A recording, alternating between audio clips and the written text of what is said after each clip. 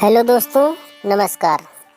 दोस्तों, भृगु ऋषि ने भगवान विष्णु की छाती पर पैर से प्रहार क्यों किया और उसके बाद भगवान विष्णु और माता लक्ष्मी ने क्या किया, उसी पौराणिक कहानी को आज हम आपको सुनाने जा रहे हैं।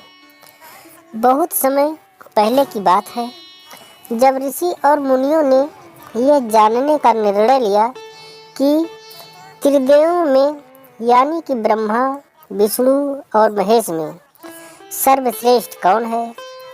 इस बात का पता लगाने की जिम्मेदारी भृगु ऋषि को दी गई। भृगु ऋषि इस बात का पता लगाने के लिए सबसे पहले ब्रह्मलोक गए और वहां पहुंचकर ब्रह्मा जी की परीक्षा लेने लगे। उन्होंने सीधे क्रोध में पूछा, आपने मुझे प्रणाम क्यों नहीं किया। यह सुनते ही ब्रह्मा जी को गुस्सा आ गया। उन्होंने झल्लाते हुए कहा, क्या एक पुत्र अपने पिता से श्रेष्ठ हो गया है जो उसे प्रणाम करना होगा।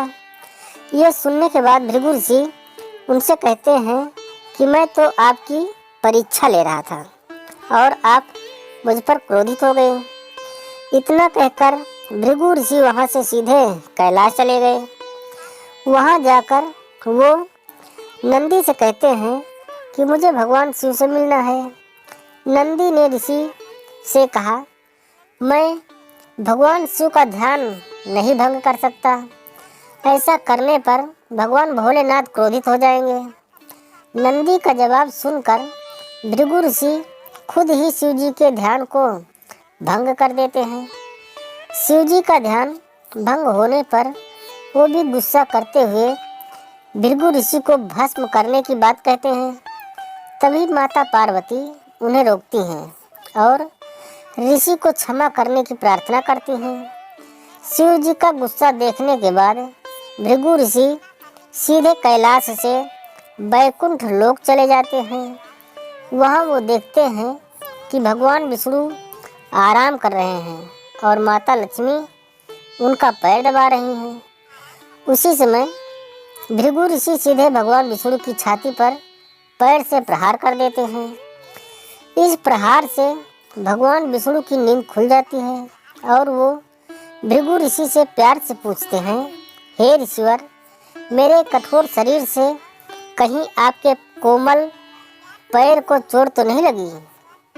अगर आपको चोट लगी हो तो मुझे क्षमा कर दें। ये सुनते ही ऋषि प्रसन्न हो जाते हैं और समझ जाते हैं कि भगवान विष्णु ही त्रिदेवों में सर्वश्रेष्ठ हैं।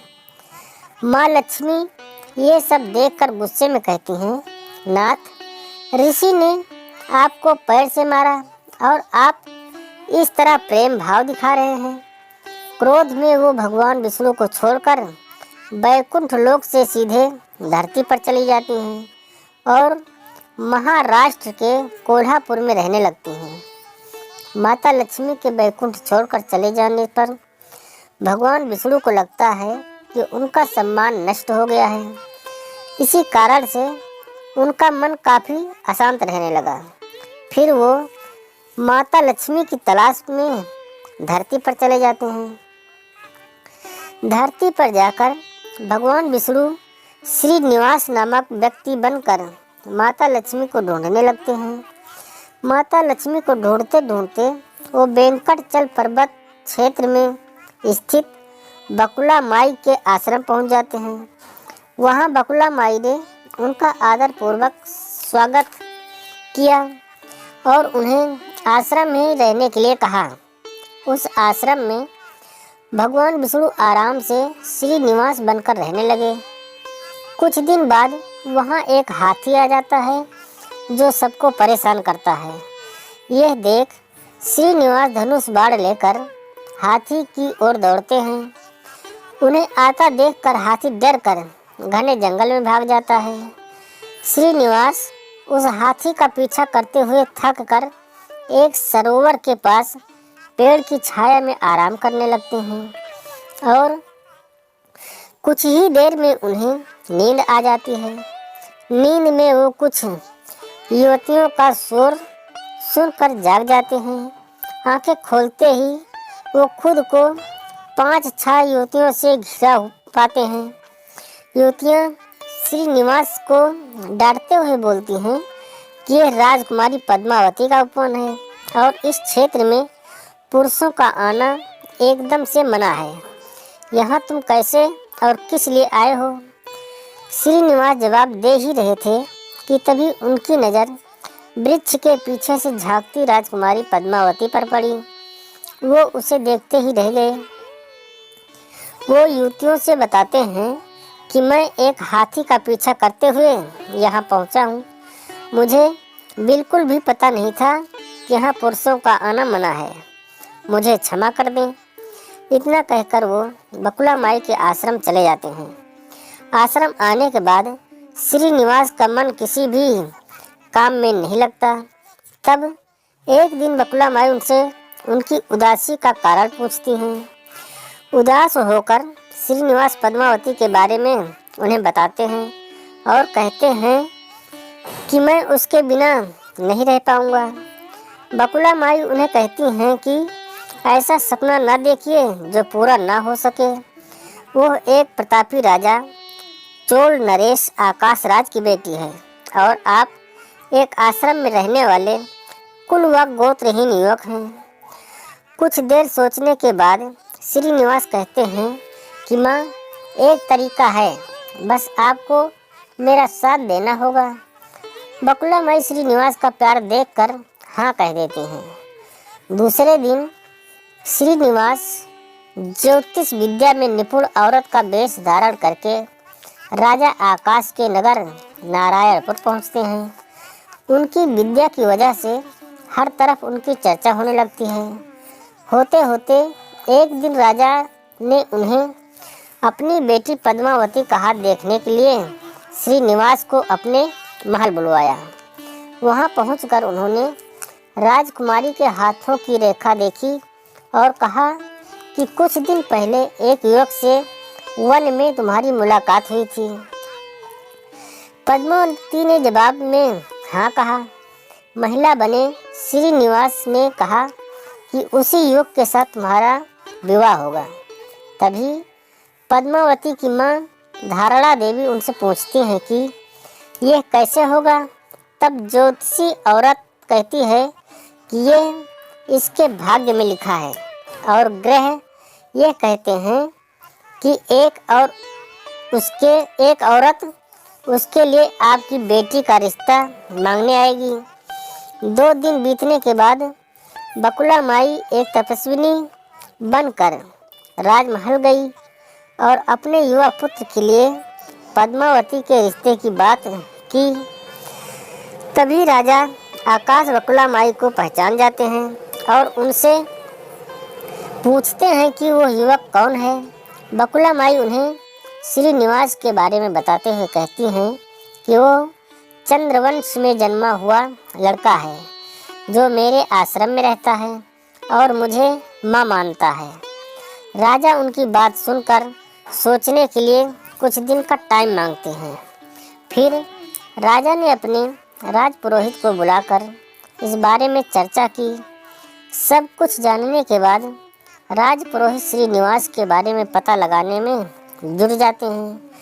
श्रीनिवास के बारे में अच्छे से पता करके वह राजा को कहते हैं कि महाराज, उसमें भगवान विष्णु के समान गुण हैं और आपकी पुत्री लक्ष्मी जैसी है। ऐसे में यह वर आपकी पुत्री के लिए सुयोग्य है। यह सुनकर राजा तुरंत बकुला माई के आश्रम में अपनी स्वीकृति के साथ विवाह की लगन पत्रिका भिजवा देते हैं।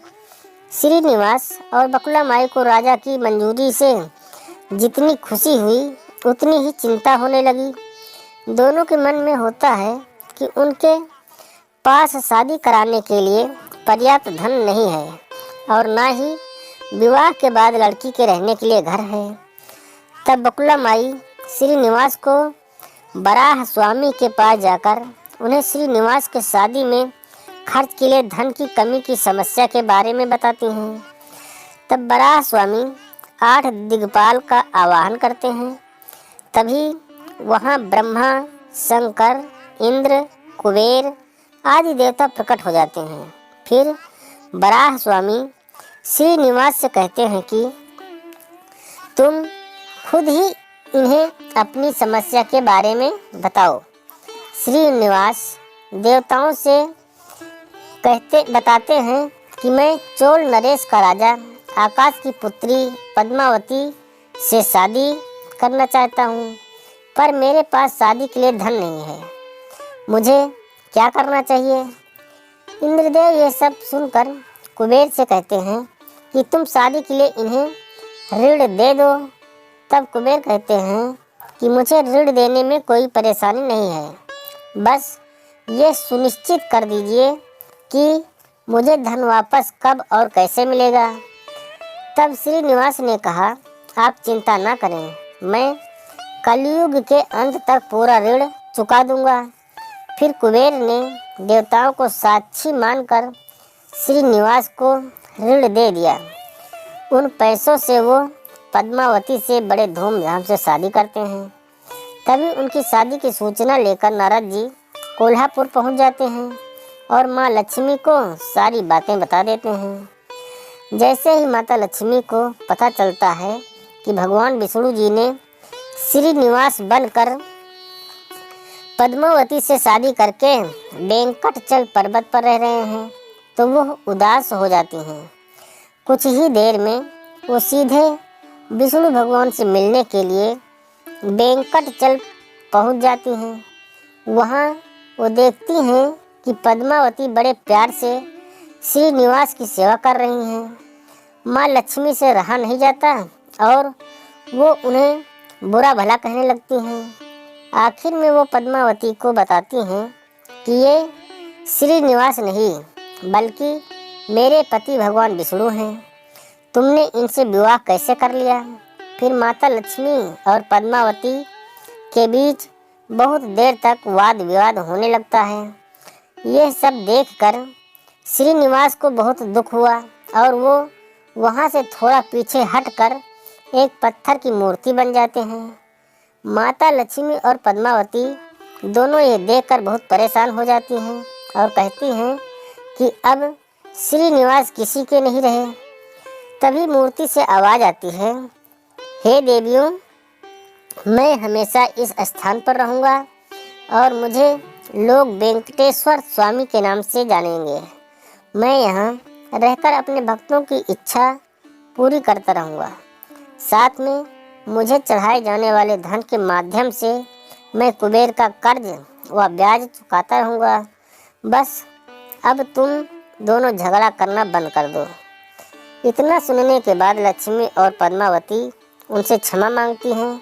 फिर माता लक्ष्मी कोल्हापुर जाकर महालक्ष्मी की मूर्ति और पद्मावती तिरुनाचुर में शिला विग्रह बन जाती हैं। यही कारण है कि तिरुपति विराजमान वेंकटेश्वर स्वामी के दर्शन के लिए भक्तों से चंदन, धूप, फूल और मिठाई नहीं बल्कि धन लिया जाता है। दोस्तों, आज की कहानी यहीं पर समाप्त होती है। प्लीज़ दोस्तों, आपको हमारी कहानी अच्छी लगती है तो प्लीज़ हमारे चैनल को सब्सक्राइब कर लें ताकि हमारी सारी वीडियो आपको मिलती रहें। पूरा देखने के लिए आपका बहुत बहुत धन्यवाद। नमस्कार। जय हिंद।